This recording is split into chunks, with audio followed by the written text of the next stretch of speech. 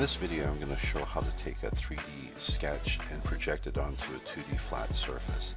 And there's a couple good reasons you may want to do this. One is that you have a 3D model and you want to show attachment points to the sewing instructions or assembly instructions so people are putting the pieces together. So in this example, I'm going to take our pack sack, and what I'll do is I'll go through and I'm going to flatten a few surfaces. So create pieces. This is a piece. Let's use this piece, and we'll use this piece here. So we have our three pieces selected. Green checkbox will convert to the exact flat. We're going to make this leather. Hit OK here. So we have our 3D surface. Here, we're going to go into our flattener and we're going to flatten that out. So when we're adding our sketches to our 3D surface, you have to go flatten the surfaces first.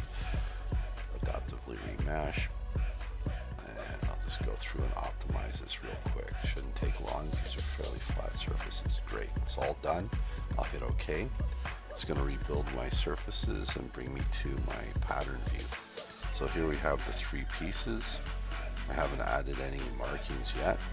That's going to be the next step. So first of all, I'm just going to move the pieces in order.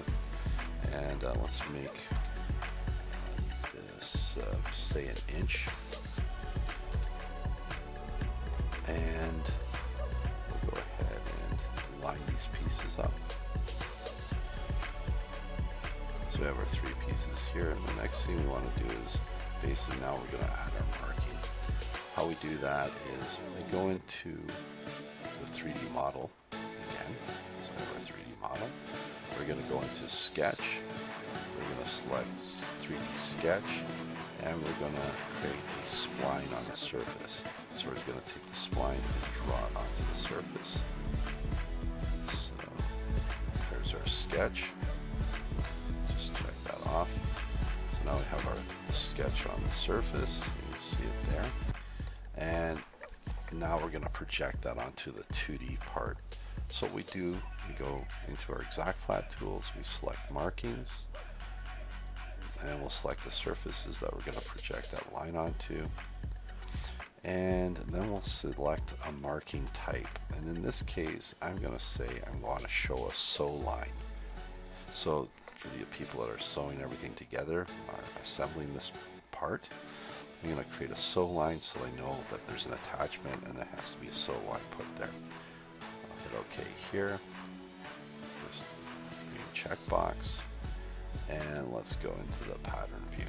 So you can see here, it's got the line, or the sew line that I want. I can go into my view and I can just hide this. But basically, that's how our sew line would go.